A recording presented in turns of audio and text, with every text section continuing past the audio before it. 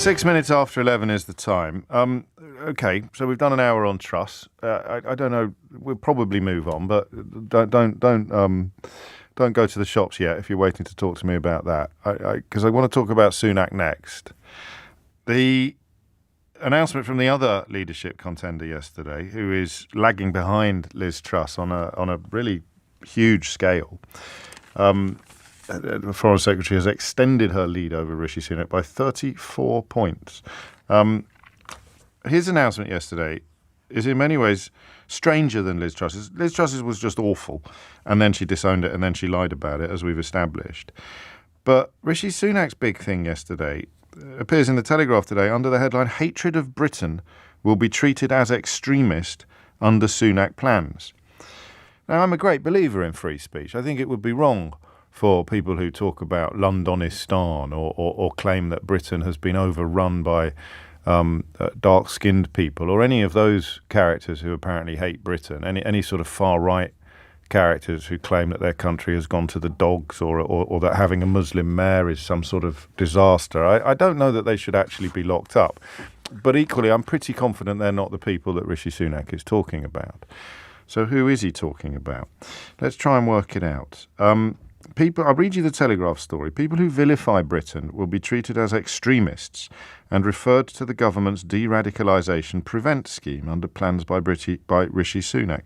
The Tory leadership contender said last night that he planned to widen the definition of extremism to include those with an extreme hatred of Britain. They could then be placed on prevent. However, the move could provoke a backlash because it risks law-abiding citizens who may be critical of Britain but do not have extremist tendencies. So the Chancellor's camp moved last night to claim that it wouldn't involve any criticism of the government or any government policy. I want to know what you think it means, because I haven't got a clue. There's talk of British values, so we'll probably have a look at what they are supposed to be. But let me give you some more. There is no more important duty for a Prime Minister than keeping our country and our people safe. Whether redoubling our efforts to tackle Islamist extremism or rooting out those who are vocal in their hatred of our country, I will do whatever it takes to fulfil that duty. Britain is a beacon of freedom, tolerance and diversity. I mean, Liz Truss's stuff was bonkers enough, wasn't it? But this is a fella saying, yeah, I'm going to treat you like a terrorist if you say mean things about the country. And in the same breath saying Britain is a beacon of freedom, tolerance and diversity. They're deporting people to Rwanda for the crime of being desperate and dispossessed and stateless. But Britain is a beacon of, or rather they're trying to, because the European Court of Human Rights has kicked that one back into the long grass for Priti Patel as well. Britain is a beacon of freedom, tolerance and diversity. We must never let those who seek to undermine and destroy our way of life to succeed. Well, I can agree with the last bit. And I guess that there is diversity in the Conservative Party. There was diversity in the leadership election, as long as everybody agreed that there's no such thing as racism and that you don't need to do work on diversity. Jacob Rees-Mogg soiling himself again on the television yesterday when he said to an interviewer, well, apparently there's something called "Yo, check my privilege." What on earth is that all about? And the interviewer just replied, well, I think it's about checking your privilege. It's quite a good moment, actually. It's worth looking up. So, listen, there's a leadership election on, and the decision is taken by a tiny percentage of the population. So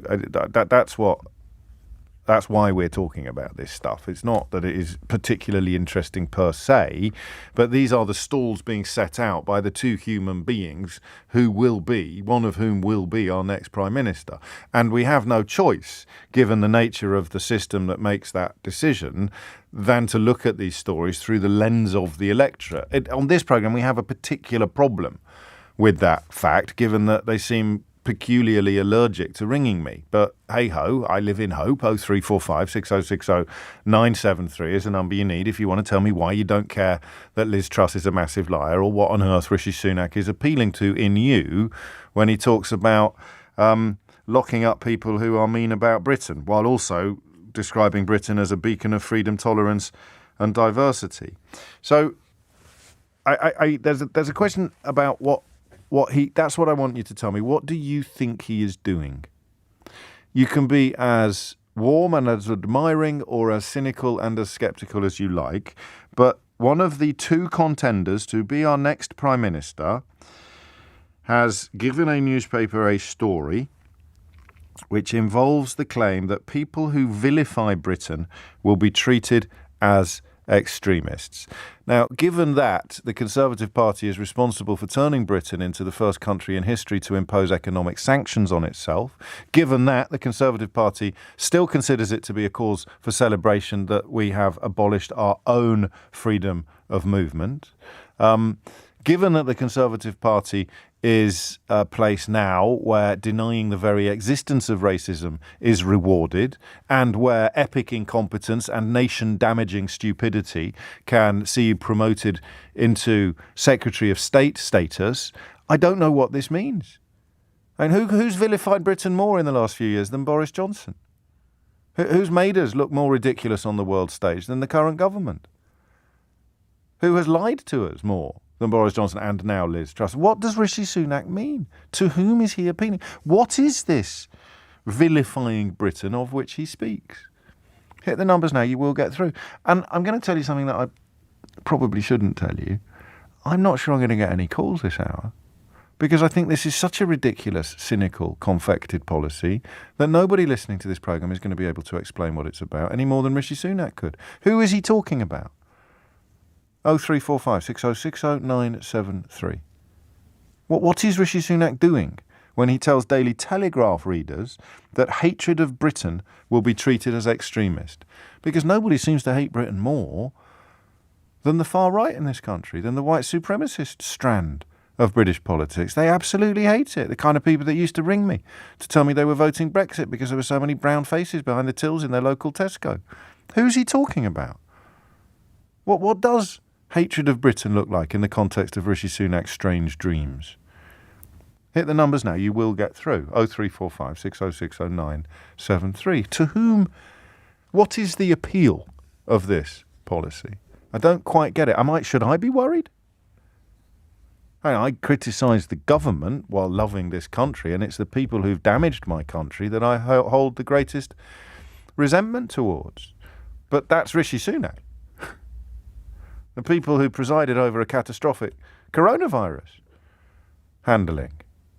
It got better as time passed, but skipping 5 Cobra meetings. How many people are dead as a direct consequence of Boris Johnson's incompetence? The absence of clarity. Am I allowed to say that? Oh, yes, you won't get into trouble for actually criticising the government or any government policy. So what will I get into trouble for? What is he talking about?